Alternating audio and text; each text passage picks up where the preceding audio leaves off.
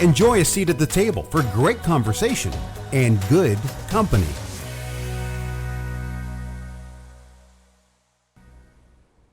Welcome to And Good Company. I'm Sarah Fiedelholtz. We all know a great dinner party isn't really about the food. It's about the people seated around the table engaging in lively discussion. And Good Company gives you a seat at the table to enjoy smart and engaging conversations as they happen. I am pleased to be in the company of Ben Eisbart, who I refer to as a community advocate extraordinaire. Well, thank you. Welcome. Thank you. Good to be here. So first, I want to get a little sense of your background and really how you sort of got to basically, let's start with you just telling me a little bit about your background and your professional life. Sure. I was born in Connecticut, Derby, Connecticut, which is known as the home of Commodore Isaac Hull, who was the commander of Old Ironsides. That's its claim to fame. Went to school back east and then went into the Army during the Vietnam era. As I got out of the Army, I looked for an opportunity to self-actualize and frankly earn a lot of money. So I became a stockbroker, was on Wall Street and in New Haven, Connecticut. During that time, I had an opportunity to explore not-for-profit organizations in New Haven. So I was pretty active in the JCCs at the time, Junior Chamber of Commerce, and a number of Jewish organizations, Family and Children's Service, the Temple, things of that nature.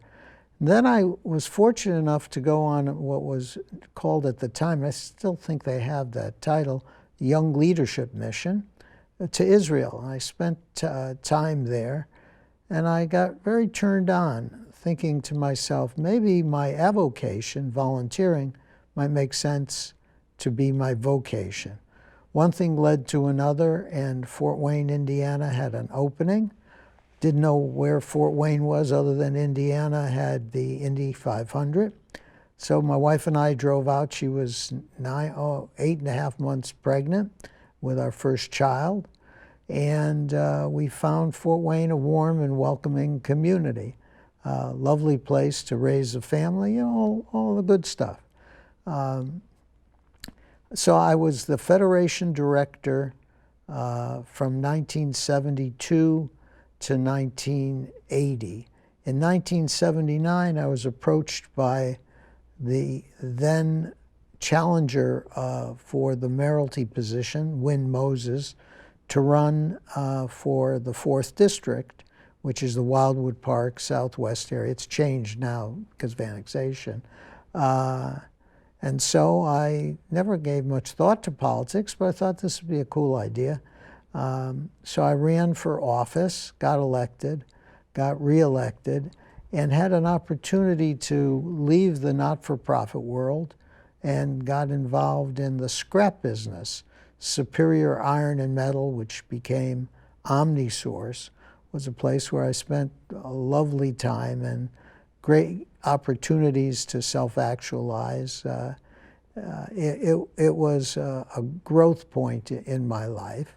But then I decided I wanted to try to buy a business.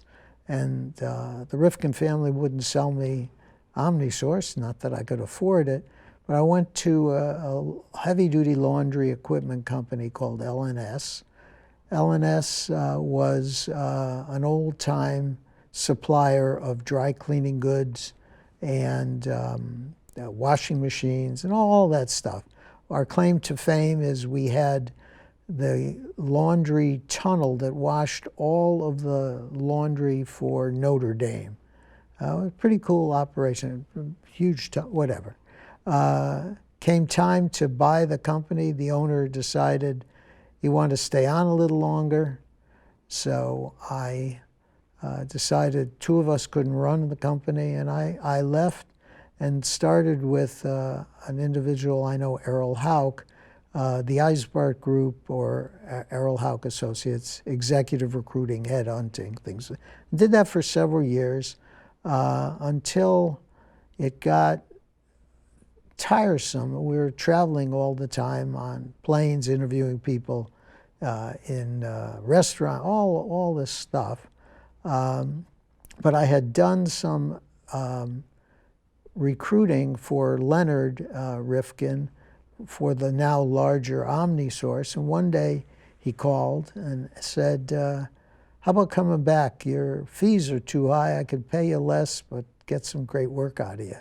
And at that time, I thought this made a lot of sense. So I rejoined OmniSource, was an executive vice president there, and stayed with OmniSource until Steel Dynamics acquired the company.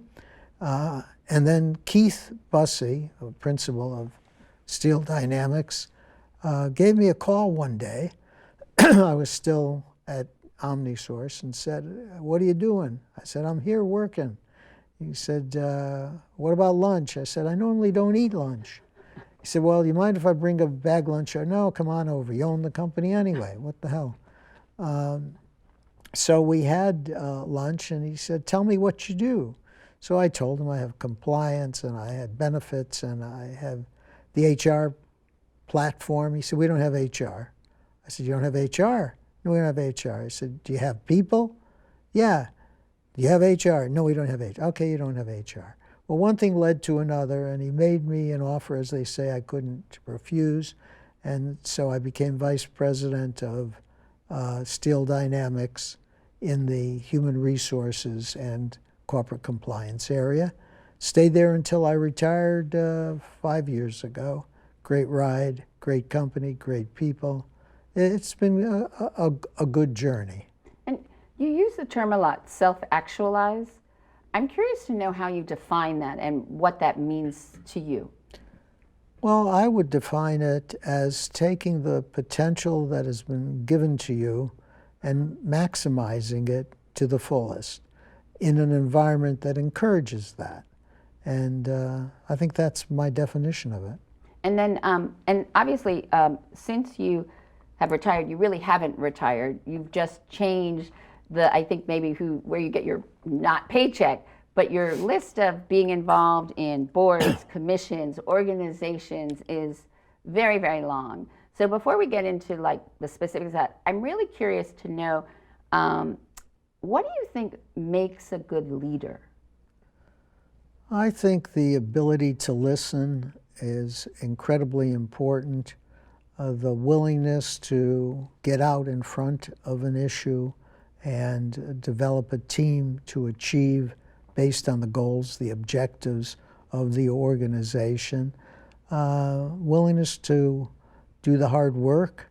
It's not all pomp and circumstance. It's sometimes licking envelopes at 12 o'clock at night. That's my high-level definition of what leadership is about, motivating people to be better than they think they can be. And how do you also interpret that? Because, you know, even like when you were on the Fort Wayne City Council, you were president twice, and when you are on committees and boards, I mean, there's a lot of personalities and people, and you have to build consensus. And what are the skills and things? How do you adapt leadership, or what do you think you use from those skills in those types of environments? I try to do, my wife says I should do more of it, active listening. Not enter into the fray, but try to get a sense of where the conversation is going. I like to be a consensus builder because I think if not, then they're polar opposites and you don't get anywhere fast. So I try to get a sense of what the desire and the direction, excuse me, is of those that are around the table, excuse me, and then come to a conclusion that may not satisfy and will not satisfy this side 100% and this side 100%. And if you achieve that, you know, you probably got the thing pretty well nailed, because both sides have some of what they want, but not all of what they want to the expense of the other. And how important do you think, when you have a group and you're trying to build consensus, this idea of not working towards like this, like changing other people's minds, like, you know, just trying to actively listen and understand? Because I think partly why we're so polarized as a country right now is because, one, we're not listening, but two, everybody's trying to change, you know, other people instead of understanding. So I'm wondering what you think, though, when you have those sort of thoughts about the idea of bringing people together, and, you know, is it about changing people's minds, or, you know, and what your thoughts about why we are so polarized as a country? Well, I think there are several questions there. In my schooling, I was fortunate enough to achieve a master's degree in counseling. One of my favorite counselors was a guy by the name of Dr. Carl Rogers. Carl Rogers had active listening as his mantra. And basically what it is repeating back to the individual with whom you're communicating what he or she has said, and remaining silent. And I find if you act as a sounding board as opposed to a judgmental individual, you can get people to work themselves through. Now, that's good, I think, on social issues that aren't highly political. The political scene today is something I don't think any of us has ever experienced. So I don't see how active listening might affect that to the same conclusion. But we are a polarized, it's interesting, on a national basis we're polarized, but here I happen to be one of probably 3 Democrats in Allen County. So I interface a lot with my Republican friends.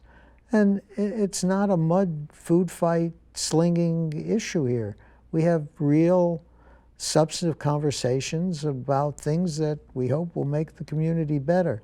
So because I have a D on my shoulder and someone has an R on my shoulder, I shouldn't talk to the individual? No, you be civil, human. I think on the grassroots level, democracy is still working. When it iterates up, the farther up you get, the farther away you are from rationalization. And so let's talk a little bit about the idea of community involvement, and why, you know, and you said that when you started out, you know, you sort of thought you had an interest in nonprofit and pursued that. Why do you think being involved in your community is important? Well, I had as a role model when I was growing up my mother. My mother was very active in PTA, in a Jewish organization called Hadassah, women's organization.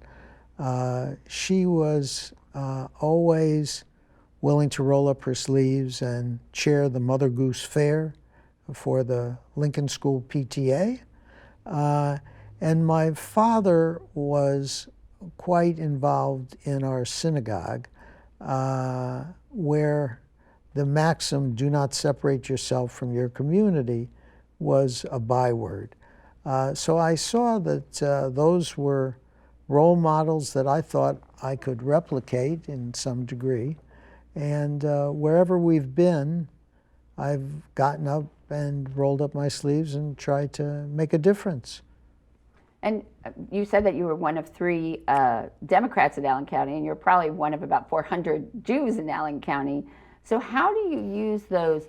Did you find like those differences, or maybe that some people maybe wouldn't have found you inviting you to the table? How did you feel and use, you know, navigate those kinds of waters? Well, I'm sure there's some people that don't want to talk to me. There's some people I don't want to talk to. So what the heck?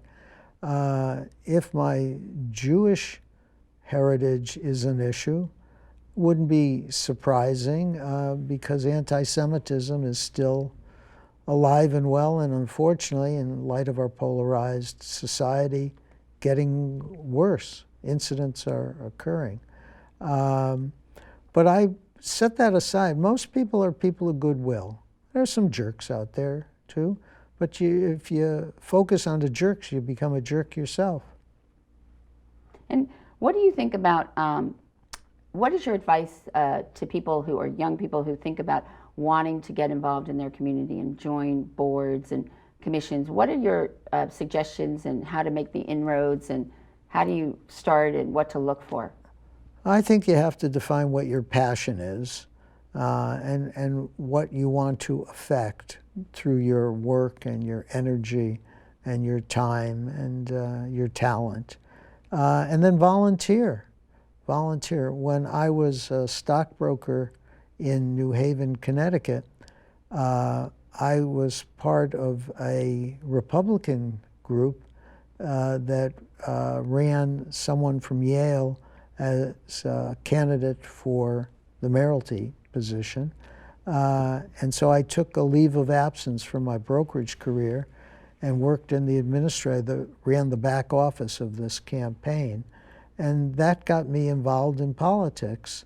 And when I came here, as I mentioned, I was asked by Winfield, former mayor, to consider running for the 4th District. But I've licked my envelopes, knocked on doors, posted yard signs, and got thrown off some steps because I was of the wrong party, of the people whom I was knocking on the door. And you talk about finding out your passion, but this is just the tip of the iceberg, and these are just some that you currently or have recently served on. And not only do you just serve on the boards, but you take a leadership position as a chairman and president. So it includes Greater Fort Wayne Inc., Arts United, the Fort Wayne Museum of Art, the Allen County Fort Wayne Capital Improvement, the Allen County Public Library, Neighborhood Health, the Downtown North River Task Force, the Fort Wayne Philharmonic, the Fort Wayne Community School Board, the Fort Wayne Plan Commission, the Fort Wayne Redevelopment Commission, the Metropolitan Human Relations Commission, the Allen County Democratic Party, you were the city chairman, Allen County Economic Opportunity Council, Enterprise Zone for Fort Wayne, Indiana Office of Utility Consumer Counselor Advisory Council, and the Fort Wayne Civic Theater. So, first of all, how do you, and obviously you're not doing all of these now, right, but what is the passion, and how and why? Do people just say, okay, we need a board, we're going to bid? Well, you missed one too, sorry. which I'm very proud of. Governor Holcomb appointed me to be part of the Judicial Nominating Committee for the Superior Court of Allen County, and that was quite nice. Right, because you were involved with the appointment of Lori Morgan, correct? Yeah. Yeah. Yeah, and several other good people. These were done through 20-some, 30-some years of engagement. I mean, we came in 49 years ago. Right. So if I did one a year, I'd have 49 organizations. Okay, but you're known not to just do one a year. Well, I like to be stimulated. And I was fortunate enough in the businesses that I was involved in that a sense of community was part of our obligation. Get involved. Steel Dynamics is involved in a million things, making the communities in which we function so much better. OmniSource, the same thing. So I found that I gravitated toward areas that I liked to try to make better, or at least learn from. And as luck would have it, I had a chance to chair several of these organizations. Sometimes for the good, sometimes people said, why the hell is he chairing it? But it gets back to my fundamental understanding of what it is to be an individual that is part of a community and how to make that community a bit better. Not presumptuous, not a master sculptor, but maybe a chip here, a chip there, making it better. So is that your idea of how people should think about getting involved in their community? Is about doing this little chipping away, or? Well, I think after you achieve Maslow's needs, food, shelter, all that type of stuff, and you have the time, I find I get more than I give from involvement. I've met a whole host of wonderful people It gave me a sense of purpose. So I would encourage people to do that. Find something where your passion is and roll up your sleeves and get involved. And with all your involvement in various aspects of Fort Wayne and being here almost 50 years, how have you seen Fort Wayne change and evolve for the good and maybe the not so good? Well, when we came here in '72, the community was much smaller. It was somewhat insulated from the outside world in several ways. Through the various iterations of political leadership and luck and all, we have blossomed now to be a benchmark of what it is to be a dynamic city in the United States. A lot of people deserve credit for it, whether you're Republican or Democrat. They believed the myth that we could be better, and we became the myth that we are better. So it's been quite a renaissance. I mean, you just walk down to Promenade Park, you look at our rivers. The rivers that I experienced when I was on the city council flooded in the 70s. I remember President Reagan in my district in his suit handing a sandbag to somebody. He didn't get too dirty. Wondered how he could continue to do that, but that was another story.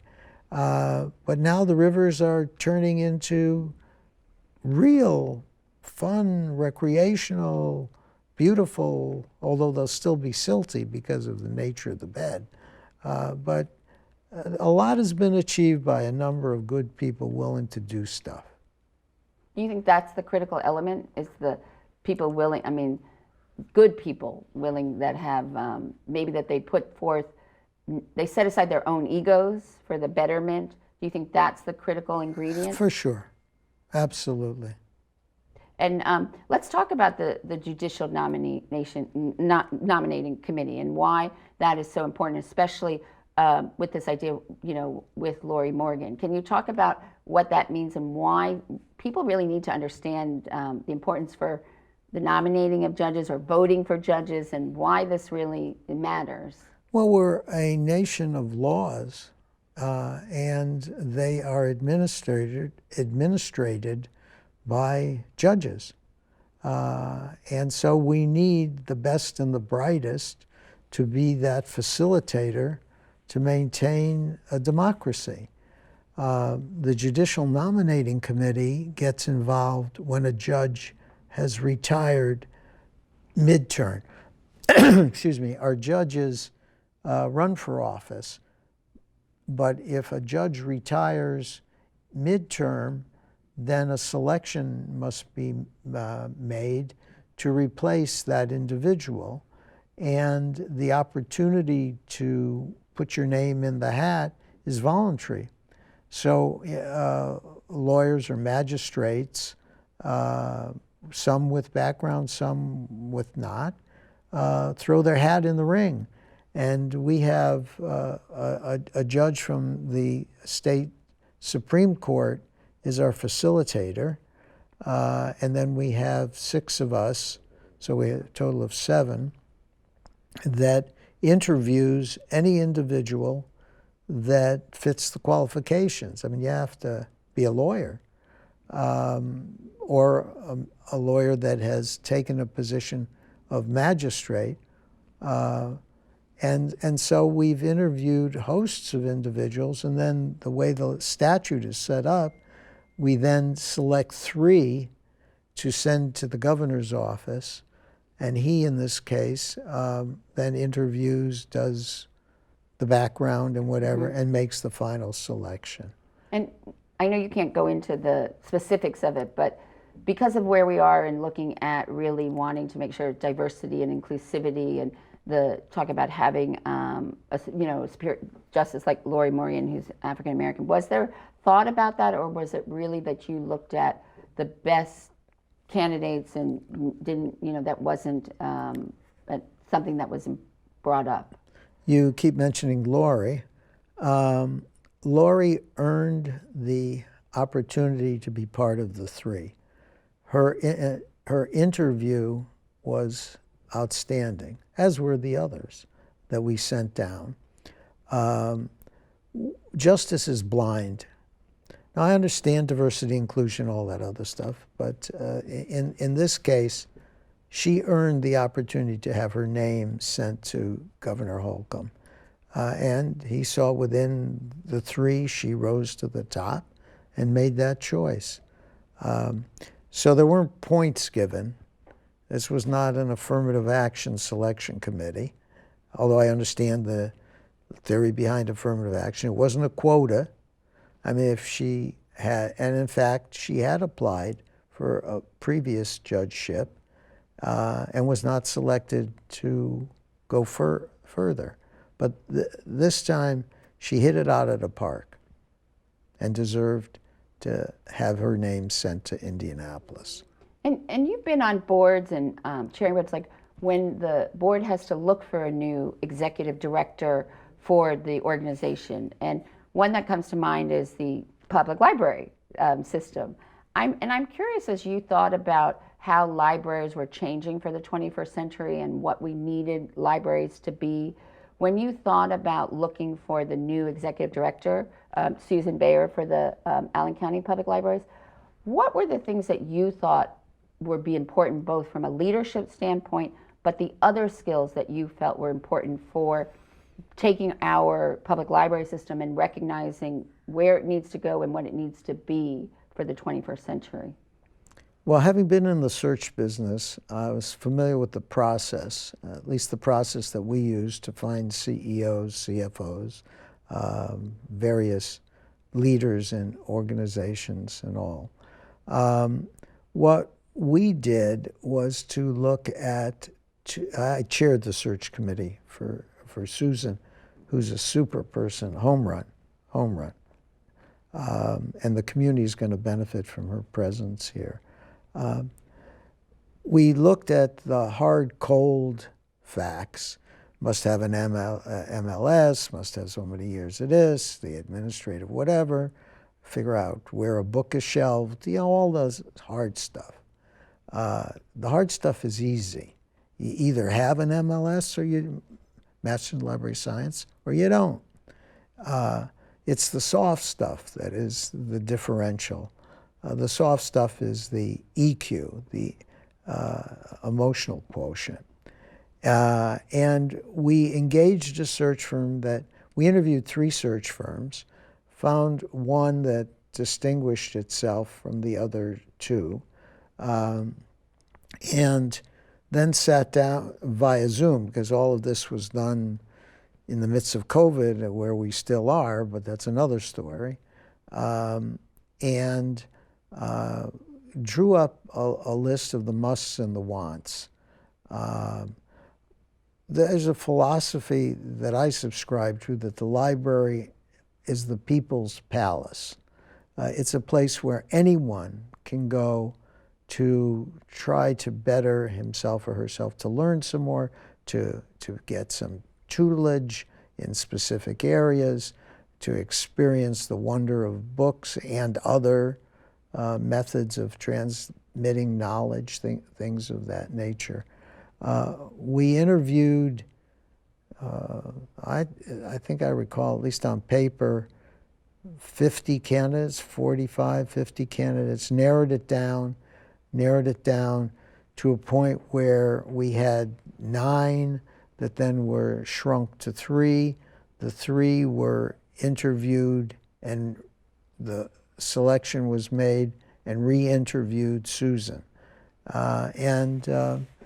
If you know Susan, I haven't. I'm going to interview her in a couple months. Well, you'll find her to be a dynamo. She recognizes that the library is supported by patrons. Patrons are anyone that's a taxpayer. It's not, I had a little challenge in nomenclature in the past where the patrons were called customers. Well, they're not customers. Customers buy things. these are people who provide the opportunity for us to have one of the best libraries in the country through their tax dollars and their involvement. That in of itself is a major change, I think, because you appreciate the fact that they're but for you would not be in existence. And she's rolled up her sleeves. She's been in more places in 6 months than I think I've been in 6 years. All for the good, all for the good. And staff seems to be resonating with good accolades. And she inherited the position, or received the position in the midst of COVID, where we were not allowing people in the library. We had curbside service, and the electronic media was fine, but you couldn't come in and get a book. And we had staff working from home, many of them. So she's been exposed to a test of fire here. I can't wait to see, once COVID's behind us, let's hope soon, how we're going to self-actualize even more. And it's a tribute to the search firm. It's a tribute to the Board of Trustees for recognizing Susan from amidst the 40 or some that we interviewed or reviewed. It's been a great she's been a great find. And because you have insight and experience in search, because I feel like now Fort Wayne is really in a period of flux in leadership. When you look at so many of the organizations, from the NIC to SEED to the Northeast Indiana Regional Partnership, I mean, we're really in a stage of where a lot of people that took the organizations to certain levels, you know, the CEOs or executives are retiring or leaving. And so as we look to bring in the next round, what do you think are some of those critical things that would make someone successful for Fort Wayne, given that they would have, you know, all the necessary, like, resume? But what do you think it is that we need to think about when selecting these types of leaders? Because, you know, part of it is, my question also is that the pros and cons of having to go outside, you know, to find these leaders, as opposed to building from within. And I think that's a good point. Sometimes you don't have to go outside, but you ought to compare the inside candidates with those that are outside and weigh and measure, does familiarity add value, assuming the hard facts are there, the X number of years experience, the ability, you know, all that good stuff. Or does it require, because no one is in a succession pattern that fits that's one thing I found organizations that I used to do executive recruiting for. If one of the first things we needed to do was to define what the musts and the wants are, and test ourselves, is this exactly what we need or we want? But when the Kents come in, you don't want to start changing it. Okay, this could be not exactly whatever. I mean, once you start, then you end up getting a camel instead of building a horse, making a horse. I think the community is going through an evolution. You look at the young folks coming in, the downtown vibrancy, things that 10 years ago would have been on a whiteboard as aspirations. Not that we've achieved all, but the individual that is selected has to embody, I think, the spirit of the organization that he or she will lead, and at the same time have appreciation for the past, because you wouldn't be where you are without the path of history leading you there. So it's a combination. And after all is said and done, luck is involved in it, because you're trying to predict human behavior. And the best predictor, barring any physical or mental issue, is past behavior. So that adds stuff, but even stuff with great individuals with great resumes once they come through the door, can turn into someone that might be Dr. Jekyll instead of Mr. Hyde, or whichever one it was. Well, and I also think that there's the issue, though. I think there are some nuances to a community that you have to sort of either be able to see or fit into, because a lot of times when you bring people from another city or a community, you know, a lot of times sometimes they're gonna be bull in a china shop in certain organizations, and change is hard. I mean, so, and also I think so sometimes you have to think, how are they going to fit into the community itself, or agree. you know, or because if you think about the amount of time and what it takes to find somebody. I mean, how long for the library search committee? How long was the process from the time you started to? I would say it took 4 or 5 months, and then Susan had to give her notice and did what we hope made a transformation. Right. Slick, not, hey, I just got a job in Fort Wayne, I'll see you, goodbye. She was sensitive enough, as the right candidates should be and are, to a peaceful transition, so the organization she left was in good shape. And also, it's 6 months or so. So figure let's say 6, 7 months, plus not only the search and that energy, but you also have sort of the downtime in the organization and who's overseeing it, right? So you want to make sure that you find someone who's going to stick, right? Because for sure, you don't want someone who's just going to come in and then 6 months later you got to find somebody. So when you think about, given that anyone would have whatever qualifications they need on paper for whatever job, but when you think about what are those intangibles or special kinds of characteristics that somebody needs to have in order to be successful in Fort Wayne, what would you say some of those are? Well, I think you have to have an appreciation for the community. When I came here from the East Coast, there's the expression, a New York minute. Well, I was, first of all, I was a hell of a lot younger, but I was moving a pretty fast pace here, and someone pulled me aside and say, Ben, this is not the East Coast. So I said, oh, okay, so the Maumee is not the Hudson River. I got that mixed up. So I had to repurpose myself and slow things down, because things did not move as quickly here as they did back in New York, New Haven, Connecticut. So you have to have an appreciation for the culture, the timing, the leadership. There are those that are bemoaning the fact we don't have new, young, fresh leaders, but when some new, young, fresh leaders tries to take the mantle of leadership, it's like, get away, kid, I'm still here. So you have to navigate so you don't find yourself on the shoals of a rocky shore here.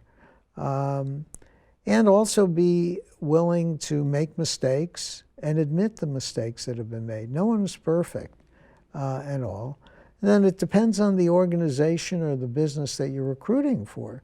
Some espouse change is a byword, but in reality, they want to change it their way, not what is best for the organization or the community in which it functions. So there's a lot. And again, luck does play some to it, but the best indicator of luck, I find, is hard work and analysis. And gut instinct is, I think, an overused term, because some people, gut instinct is awful. Right. Well, they say luck is when opportunity and preparation meet, in a sense. Right.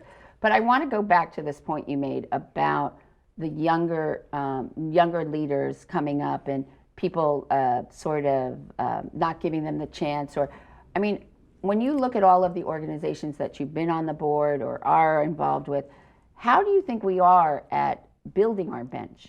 And really, because of the fact, like, is it good or bad that for certain, all these positions that we don't have, I mean, we have to look outside, we're doing national searches. Is that an indication that we aren't doing what we should, which is building our own team? I think it's a good observation. Succession planning is a phrase that is overused and under-facilitated.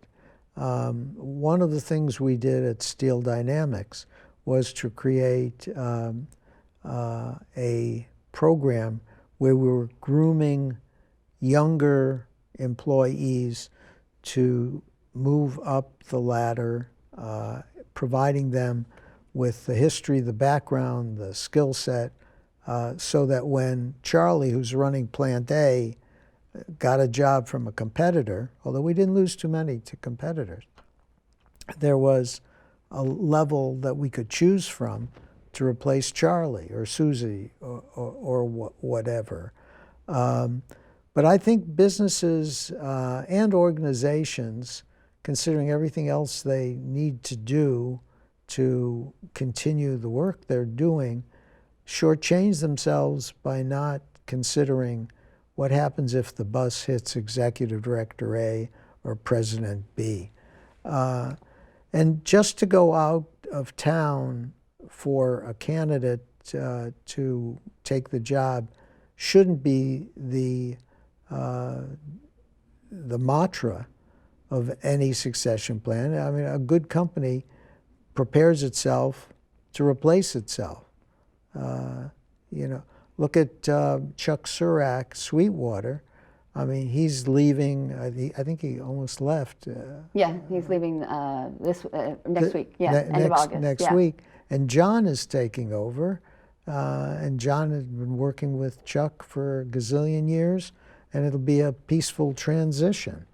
Look at Jeff Bezos and his iteration, or they build in with the vision they had that allowed them to be as successful as they are, a critical component that if you get hit by a bus, there's someone that can pick you up, put you off to the side, and drive the bus forward. But I think that's also much better in the for-profit world than the nonprofit, because one of the things I want to look at is really the boards of nonprofits, because when you look at, and you sort of look at the boards in Fort Wayne for lots of organizations and things, it's the same names. I mean, a lot of times.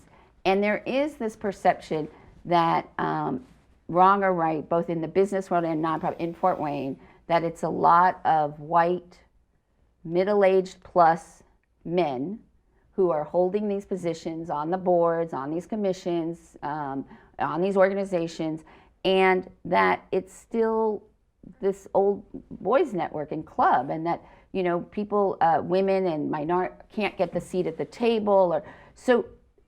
Do you agree with that? Do you think that we are? Is it? And in some cases, I think that what you see is there's the generation now of the people like yourself, who I call these community advocates extraordinaire, and there's nobody coming behind them to take these roles. And I don't know I don't know what it is. Like, is it that you don't have someone that you're mentoring to sort of take that on, or is it that there still is this very fear of wanting the old boys club, to expand it? Because when you look at organizations and you look at executive committees and boards, it's not a lot of diversity, and it's a lot of the same names. And so I'm just curious how you see that, and what could we do better? Well, I think your observations are to a great extent valid. Good old boys and good old girls network, or good old women network. I think YLNI has made an impact. Leadership Fort Wayne has made an impact. But I would agree with you that it's still somewhat of an insular society, the boards that I've been on, or that I've seen. Now, that doesn't mean boards haven't tried. I chaired the governance committee of a couple of organizations, and we put together a matrix of what are the skill sets necessary to serve on the board that we're missing, and filled it out hither and yon. What we found was, and maybe to our dismay, that the same people have been asked to serve on a number of boards, and one of the things you don't want to do is to stretch someone so thin that they fail in everything, or to have a board member who doesn't show up. I think we have to make it easier to serve on boards.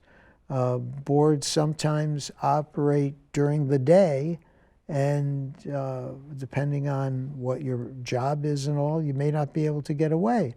So maybe evening meetings, but evening meetings then conflict with young families. So I don't think there's a single answer, but a sensitivity to the fact that we need to branch out using this matrix to find the skill sets and the qualities necessary, and then continue to ask. But do you think, even though you have the matrix and what the skills and qualities are, do you think that one of the biggest drivers, especially on nonprofit boards, it has to relate it to do with fundraising? Yeah, fundraising is not fun.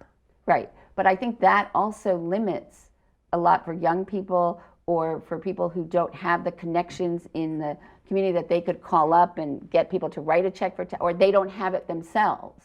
So I just wonder if, when you talk about all the skills in matrix, that people have skills and talents, but are we still putting that through the lens of where's the fundraising capabilities? Well, I think it would be naive to think that that isn't a component somewhere in the category of here's a new board member.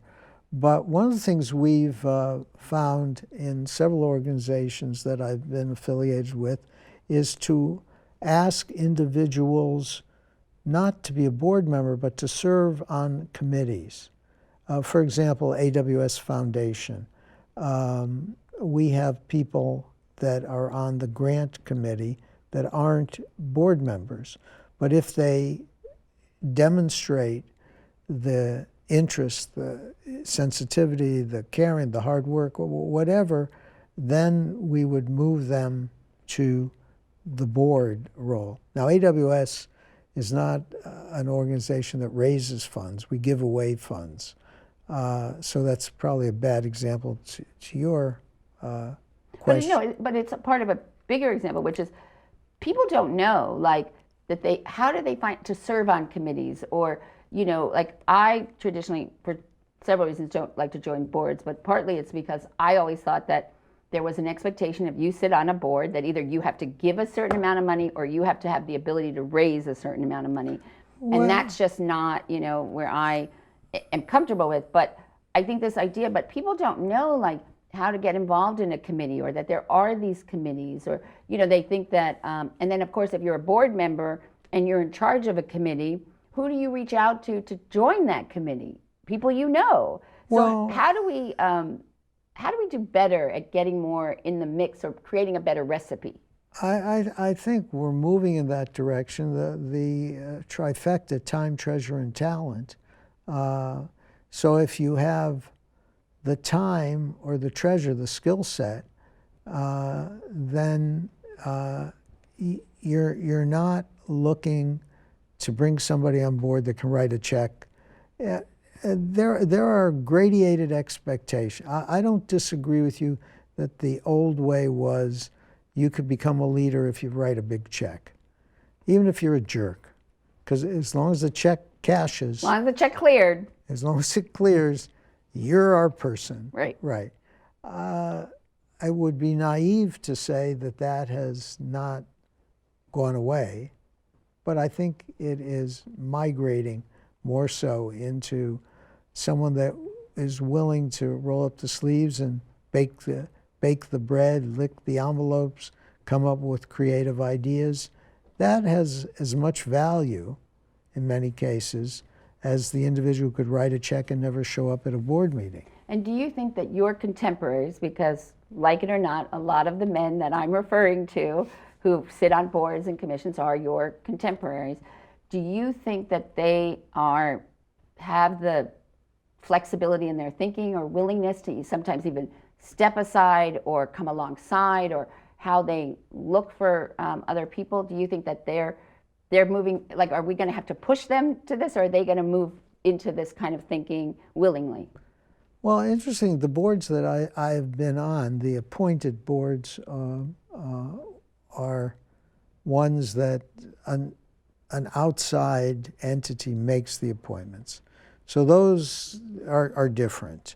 The voluntary boards, it's a combination. I mean, you have people that have had 15 years board service in the same organization. Well, it's time to go to pasture, or at least take a break. One of the things that AWS did, I was fortunate enough to be the founding chair of the foundation, and served the three-year terms and then rolled off because that was the maximum time one can serve. And then one of the things that AWS put in place was, since you've served your three-year terms, you had to take a year off, and then you were eligible, if you wish, for a legacy term of just one 3-year term. So that caused some of the old folks in the old board to serve their time, leave, come back, and go on forever. Or maybe you could also do it that during either where they have to serve, where they can take that break or something, or they come back, maybe that's when they become a mentor, like either to someone in the community or someone from a committee. Because I think also there needs to be, you sort of need to learn the nuances, like if you being on a board, and because there is a lot of politics and bureaucracy. I mean, it's by nature. It's human nature. So I think that to help foster the next generation, and also part of the challenges is that millennials, they don't want to be part of any organized. Well, yeah. They don't join groups. They don't want to be part of service organizations. Which is a big challenge. They don't want to. They don't want to give money. They want to give money directly to smaller entities, the grassroots efforts. So I'm wondering, as someone who has truly been really enmeshed not only in search and HR, but in the nonprofit service of the community, especially here, what are your thoughts about that in the future? I hope the next generation that follows the millennials and the generation Z or X, Z, takes a combined approach, looking at how we got to where we are versus those that, and I'm not saying this as an overall generalization, those that look for their own self-interest, and combine the two and say, I have an obligation or a need to satisfy something in me and the community I've chosen in which to live, to volunteer. It's tough. Right. And so you also have a passion that does not allow you to fulfill it by being on any board or service, which is to cook. And I understand that you have a very large, extensive collection of cookbooks. Is that not true? That is true. You've done your research. So I am very curious. What is your favorite dish to make? I like to, we don't use a lot of meat because we stay away from red meat for health reasons, and just we don't care for it. Zarzuzela is a South American fish stew that I love to cook. It's a tomato base, and it has mussels, and it has clams, and it has a solid whitefish and all that. That's my go-to dish if I'm looking to cook. And what is your go-to dish if you need to have some people over from your board, or you need to get them to sort of my go-to dish sway them to your side? My go-to dish there is to call Tony Ficcaro and ask him to cater. And where's Tony Ficcaro? What is he? Figaro's. The Figaro's? Yeah. Okay. So that's good to know. At the end of each And Good Company program, I ask guests the same 12 questions that French novelist Marcel Proust popularized from a Victorian period. I had to read Remembrance of Things Past because I was an English major. Right. Hated them. Okay. Well, hopefully you'll like these. This is a parlor game, so hopefully it'll be a little bit more fun. Okay, go ahead. What is your favorite word?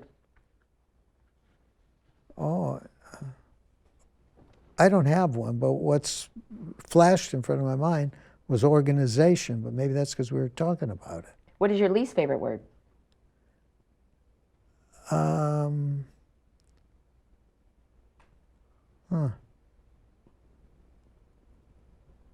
I. What turns you on creatively, spiritually, or emotionally? Activities where I find my curiosity satisfied. What turns you off creatively, spiritually, or emotionally? Fools. What sound or noise do you love? Violin. What sound or noise do you hate? Car horns. What profession other than your own would you like to attempt? Doctor. What profession would you not like to do? Manual labor. What do you consider your greatest achievement? My family. The boys. Who, living or dead, would you most like to have a conversation with? Oh, a lot of people. I think my grandfather. How would you like to die? Peacefully and quiet with not a lot of fanfare. And if heaven exists, what would you like to hear God say when you arrive at the pearly gates? Welcome aboard. We have an opening in Section C to be a treasurer of ABC Foundation. Well, I want to thank Ben Eisbart, the community advocate extraordinaire, for having a seat at our table. Thank you. Thank you. It's been very interesting. And to learn more about And Good Company and all the other great conversations we have had, go to andgoodcompany.info. And we look forward to next week when we can again enjoy a seat at the table for great conversation and good company.